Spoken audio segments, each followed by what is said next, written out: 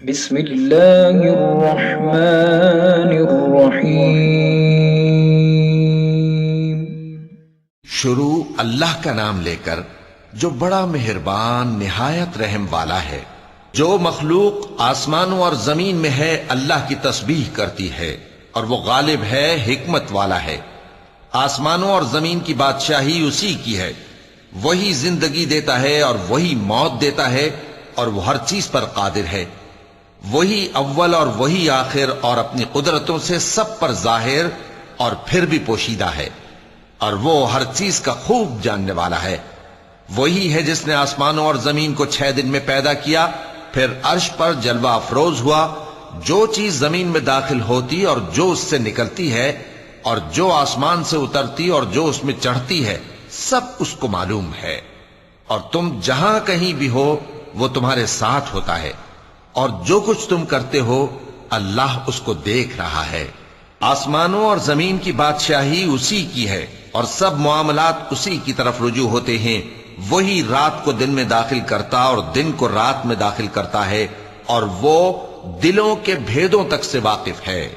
لوگو، اللہ پر اور اس کے رسول صلی اللہ علیہ وآلہ وسلم پر ایمان لاؤ، اور جس مال میں اس نے تم کو اپنا نائب بنایا ہے اس میں سے خرچ کرو۔ اب جو لوگ تم میں سے ایمان لائے اور مال خرچ کرتے رہے ان کے لیے بڑا ثواب ہے۔ اور تم کیسے لوگ ہو کہ اللہ پر ایمان نہیں لاتے، حالانکہ اس کے پیغمبر صلی اللہ علیہ وآلہ وسلم تمہیں بلا رہے ہیں کہ اپنے پروردگار پر ایمان لاؤ، اور اگر تم کو یقین ہو تو وہ تم سے اس کا عہد بھی لے چکا ہے۔ وہی تو ہے جو اپنے بندے پر واضح آیتیں نازل فرماتا ہے تاکہ تم کو اندھیروں سے نکال کر روشنی میں لائے۔ بے شک اللہ تم پر نہایت شفقت کرنے والا ہے، مہربان ہے۔ اور تم کو کیا ہوا ہے کہ اللہ کے رستے میں خرچ نہیں کرتے، حالانکہ آسمانوں اور زمین کی وراثت اللہ ہی کی ہے۔ جس شخص نے تم میں سے فتح مکہ سے پہلے خرچ کیا اور جنگ کی، وہ اور جس نے یہ کام بعد میں کیے وہ برابر نہیں۔ ان کا درجہ ان لوگوں سے کہیں بڑھ کر ہے جنہوں نے بعد میں مال خرچ کیے اور کفار سے جنگ کی، اور اللہ نے سب سے ہی ثواب نیک کا وعدہ کیا ہے، اور جو کام تم کرتے ہو اللہ ان سے واقف ہے۔ کون ہے جو اللہ کو نیک نیتی سے قرض دے تو وہ اس کو کئی گنا ادا کرے گا، اور اس کے لیے عزت کا صلہ یعنی جنت ہے۔ جس دن تم مومن مردوں اور مومن عورتوں کو دیکھو گے کہ ان کے ایمان کا نور ان کے آگے آگے اور داہنی طرف چل رہا ہے، تو ان سے کہا جائے گا کہ تم کو بشارت ہو کہ آج تمہارے لیے باغ ہیں جن کے نیچے نہریں بہ رہی ہیں، ان میں تم ہمیشہ رہو گے، یہی بڑی کامیابی ہے۔ اس دن منافق مرد اور منافق عورتیں مومنوں سے کہیں گے کہ ہمارے لیے انتظار کرو کہ ہم بھی تمہارے نور سے روشنی حاصل کریں۔ ان سے کہا جائے گا کہ پیچھے کو لوٹ جاؤ، پس وہاں نور تلاش کرو۔ پھر ان کے بیچ میں ایک دیوار کھڑی کر دی جائے گی جس میں ایک دروازہ ہوگا، جو اس کی جانب اندرونی ہے اس میں تو رحمت ہے، اور جو بیرونی جانب ہے اس طرف عذاب ہے۔ تو منافق لوگ مومنوں سے کہیں گے کہ کیا ہم دنیا میں تمہارے ساتھ نہ تھے؟ وہ کہیں گے کیوں نہیں تھے، لیکن تم نے خود اپنے آپ کو بلا میں ڈالا اور ہمارے لیے گردش زمانہ کے منتظر رہے، اور اسلام میں شک کیا، اور فضول آرزوؤں نے تم کو دھوکے میں ڈالے رکھا، یہاں تک کہ اللہ کا حکم آ پہنچا، اور اللہ کے بارے میں تم کو وہ شیطان بڑا فریب دیتا رہا۔ تو آج تم سے کوئی معاوضہ نہیں لیا جائے گا، اور نہ کافروں ہی سے قبول کیا جائے گا۔ تم سب کا ٹھکانہ دوزخ ہے کہ وہی تمہارے لائق ہے، اور وہ بری جگہ ہے۔ کیا ابھی تک مومنوں کے لیے اس کا وقت نہیں آیا کہ اللہ کی یاد کرنے کے وقت اور قرآن جو حق کی طرف سے نازل ہوا ہے اس کے سننے کے وقت ان کے دل نرم ہو جائیں، اور وہ ان لوگوں کی طرح نہ ہو جائیں جن کو ان سے پہلے کتابیں دی گئی تھیں، پھر ان پر طویل عرصہ گزر گیا تو ان کے دل سخت ہو گئے، اور ان میں سے اکثر نافرمان ہیں۔ جان رکھو کہ اللہ ہی زمین کو اس کے مرنے کے بعد زندہ کرتا ہے۔ ہم نے اپنی نشانیاں تم سے کھول کھول کر بیان کر دی ہیں تاکہ تم سمجھو۔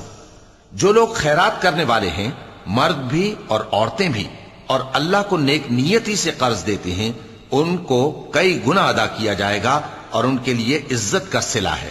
اور جو لوگ اللہ اور اس کے پیغمبروں پر ایمان لائے، یہی اپنے پروردگار کے نزدیک صدیق اور شہید ہیں۔ ان کے لیے ان کے اعمال کا صلہ ہوگا اور ان کے ایمان کی روشنی بھی ہوگی۔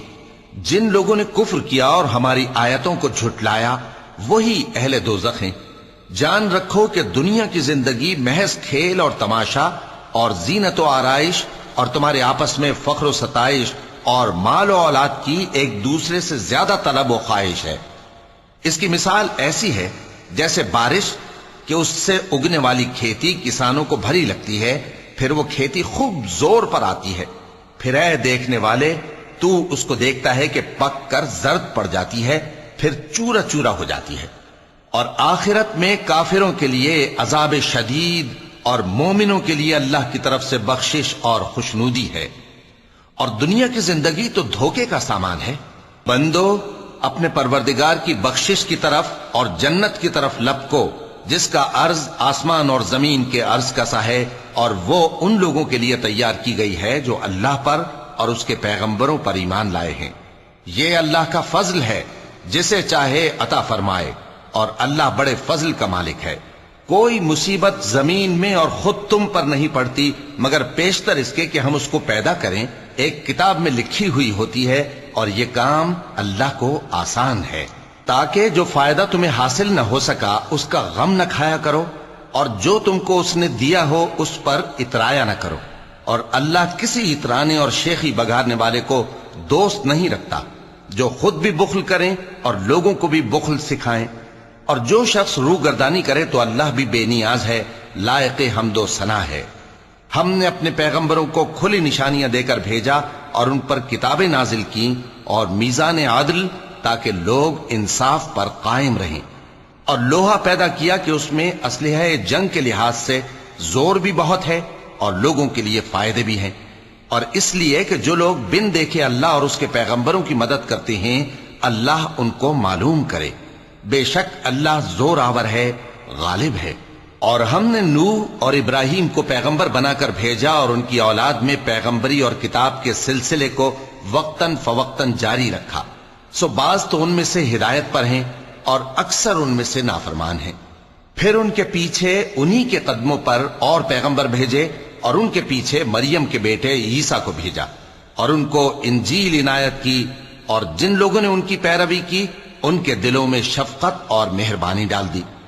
اور ترک دنیا والی نئی بات تو خود انہوں نے نکال لی، ہم نے ان کو اس کا حکم نہیں دیا تھا، مگر انہوں نے اپنے خیال میں اللہ کی خوشنودی حاصل کرنے کے لیے آپ ہی ایسا کر لیا تھا، پھر جیسا اس کو نبھانا چاہیے تھا نبھا بھی نہ سکے۔ پس جو لوگ ان میں سے ایمان لائے ان کو ہم نے ان کا اجر دیا، اور ان میں بہت سے نافرمان ہیں۔ مومنو اللہ سے ڈرو اور اس کے پیغمبر پر ایمان لاؤ، وہ تمہیں اپنی رحمت سے دگنا اجر عطا فرمائے گا اور تمہارے لیے روشنی کر دے گا جس میں تم چلو گے، اور تم کو بخش دے گا، اور اللہ بخشنے والا ہے، مہربان ہے۔